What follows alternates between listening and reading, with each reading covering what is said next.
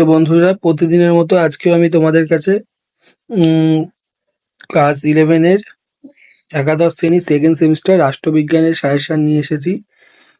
তো চলো দেখা যাক রাষ্ট্রবিজ্ঞান সেকেন্ড সেমিস্টারের জন্য 2025 সালের যে সামনে সেকেন্ড সেমিস্টার পরীক্ষা, সেই সেকেন্ড সেমিস্টার পরীক্ষার জন্য তোমাদের পরীক্ষায় কোন কোন চ্যাপ্টারের কোন কোন প্রশ্নগুলো গুরুত্বপূর্ণ। তোমরা প্রথমেই জানো, আমি বেশ কয়েকটা চ্যাপ্টার তোমাদেরকে বলে দিচ্ছি, যে যে চ্যাপ্টার থেকে তোমরা মান 6-এর জন্য প্রশ্ন পড়বে, এবং কিছু চ্যাপ্টার আছে যেগুলো আমি মান 4-এর জন্য তোমাদের করে দিচ্ছি, সিলেক্ট করে দিয়েছি। প্রথমে মান 6-এর জন্য যে যে চ্যাপ্টারগুলো তোমরা পড়বে বা যে যে অধ্যায়গুলো পড়বে, প্রথমে হচ্ছে প্রথম অধ্যায় রাজনৈতিক তত্ত্ব, তৃতীয় অধ্যায় সরকারের ধরন, চতুর্থ অধ্যায় সমকালীন ভারতীয় রাষ্ট্রচিন্তা।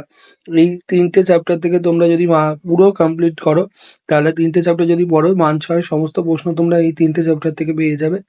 এবার 4 নম্বরের জন্য, মানে মান 4-এর জন্য তোমরা যে যে চ্যাপ্টারগুলো পড়বে, সেগুলো তো দ্বিতীয় অধ্যায় জাতীয় জাতীয়তাবাদ, পঞ্চম অধ্যায় মৌলিক অধিকার, ষষ্ঠ অধ্যায় নির্বাচন ও প্রতিনিধিত্ব। তো আমরা মান 4-এর যে সমস্ত প্রশ্নগুলো তোমাদের 2025 সালে সেকেন্ড সেমিস্টার রাষ্ট্রবিজ্ঞানের জন্য গুরুত্বপূর্ণ, সেগুলোই প্রথমে তোমাদের সামনে নিয়ে আসছি। তাহলে চলো দেখে নেওয়া যাক প্রথম রাষ্ট্রবিজ্ঞান মান 4-এর জন্য গুরুত্বপূর্ণ প্রশ্নগুলি। প্রথমেই যে প্রশ্নটা তোমাদেরকে বলছি মান 4-এর জন্য তোমরা দেখে যাবে, সেটা হলো জাতীয়তাবাদ সম্পর্কে রবীন্দ্রনাথের ধারণা। প্রথম প্রশ্ন, জাতীয়তাবাদ সম্পর্কে রবীন্দ্রনাথের ধারণা। দ্বিতীয় প্রশ্ন, জাতীয় জনসমাজের উপাদানগুলি কি কি। দ্বিতীয় প্রশ্ন হচ্ছে জাতীয় জনসমাজের উপাদানগুলি কি কি। পরের প্রশ্ন, জাতীয় রাষ্ট্রের মধ্যে পার্থক্য লেখো। তাহলে তৃতীয় প্রশ্ন হলো জাতীয় রাষ্ট্রের মধ্যে পার্থক্য লেখো। চতুর্থ প্রশ্ন, জাতির সংজ্ঞা দাও। চতুর্থ প্রশ্ন হচ্ছে জাতির সংজ্ঞা দাও। পরবর্তী প্রশ্ন, জাতীয়তাবাদের ধারণা আলোচনা করো। এর পরের প্রশ্ন, জাতীয়তাবাদের সপক্ষে যুক্তি দাও। 6 নম্বর প্রশ্ন হলো জাতীয়তাবাদের সপক্ষে যুক্তি দাও। পরের প্রশ্ন, নির্দেশমূলক নীতির গুরুত্ব বা তাৎপর্য লেখো। তাহলে 7 নম্বর প্রশ্ন হচ্ছে নির্দেশমূলক নীতির গুরুত্ব বা তাৎপর্য লেখো। পরের প্রশ্ন, ভারতের সংবিধান স্বীকৃত সাম্যের অধিকার বর্ণনা করো। অর্থাৎ ভারতের সংবিধানে যে সাম্যের অধিকার দেওয়া হয়েছে আমাদেরকে, সেই সাম্যের অধিকার সম্পর্কে তোমাদের এখানে টিকা লিখতে হবে।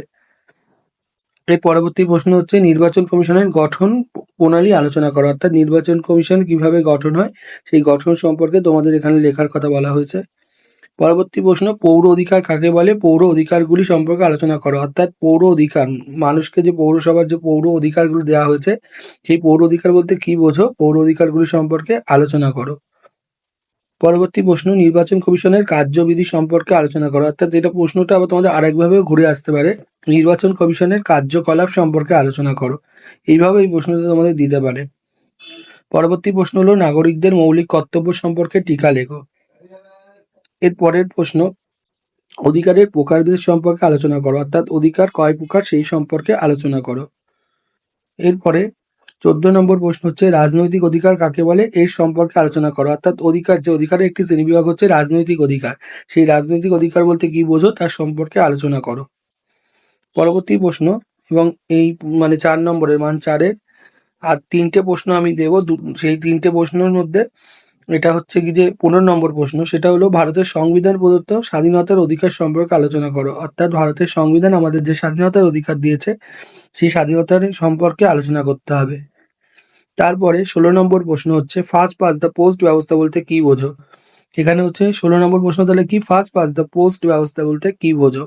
এবং সর্বশেষ প্রশ্ন হলো মান 4-এর জন্য তোমরা যেটা দেখে যাবে, সেটা হচ্ছে ভারতে ফার্স্ট পাস্ট দ্য পোস্ট ব্যবস্থা গ্রহণের কারণগুলি আলোচনা করো। এই ছিল তোমাদের মান 4-এর প্রশ্নগুলি।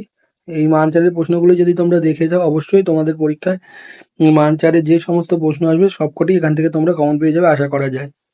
তাহলে তোমরা এই প্রশ্নগুলো তোমরা স্ক্রিনশট মেরে আমার চ্যানেল থেকে তুলে নিতে পারো। পরবর্তী আমি যে প্রশ্নগুলোয় যাব সেগুলো হচ্ছে মান 6। মান 6-এর প্রথম প্রশ্ন হচ্ছে স্বাধীনতা রক্ষা কবচ সম্পর্কে আলোচনা করো। তোমরা প্রত্যেকেই জানো আমাদের পল সায়েন্সের একটা চ্যাপ্টার আছে, যে চ্যাপ্টারে স্বাধীনতা, মৌলিক অধিকার, মৌলিক কর্তব্য, সংবিধান নিয়ে আলোচনা করা হয়। সেখানেই সেই চ্যাপ্টারে এই প্রশ্নটা আছে, স্বাধীনতার রক্ষা কবচগুলি, রক্ষা কবচ সম্পর্কে আলোচনা করতে হবে। পরবর্তী প্রশ্ন হচ্ছে ন্যায় বিচারের রূপগুলি লেখো। এর পরের প্রশ্ন, কর্তৃত্ববাদ কাকে বলে, এর বৈশিষ্ট্য লেখো। চতুর্থ প্রশ্ন, গান্ধীজির সত্যাগ্রহের ধারণা লেখো। তাহলে চতুর্থ প্রশ্ন কি, গান্ধীজির সত্যাগ্রহের ধারণা লেখো। পরবর্তী প্রশ্ন, আইনের সংজ্ঞা দাও, আইনের উৎসগুলি লেখো।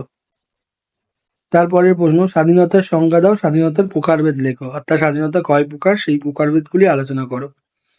পরবর্তী প্রশ্ন, গণতন্ত্রের সংজ্ঞা দাও, এর বৈশিষ্ট্য লেখো। অর্থাৎ গণতন্ত্র বলতে কি বোঝো, গণতন্ত্রের বৈশিষ্ট্য লেখো।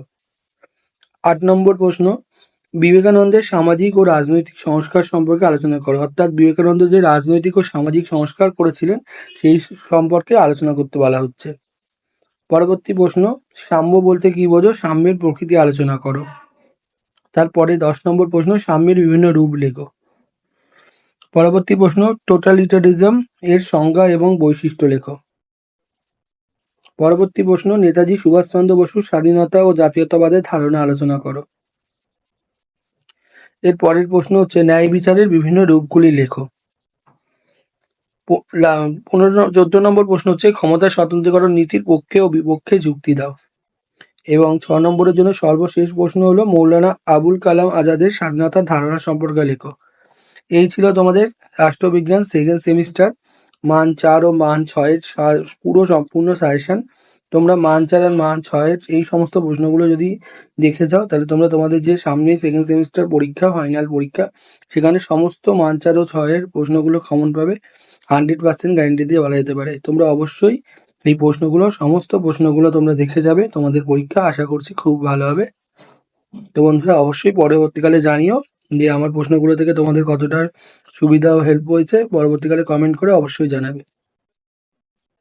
তো বন্ধুরা, তোমরা অবশ্যই কমেন্ট করে জানিও আমার ভিডিও তোমাদের কেমন লাগছে। আমার ভিডিও যদি তোমাদের ভালো লাগে তো অবশ্যই আমার চ্যানেলটিকে সাবস্ক্রাইব করো, লাইক এবং শেয়ার করো।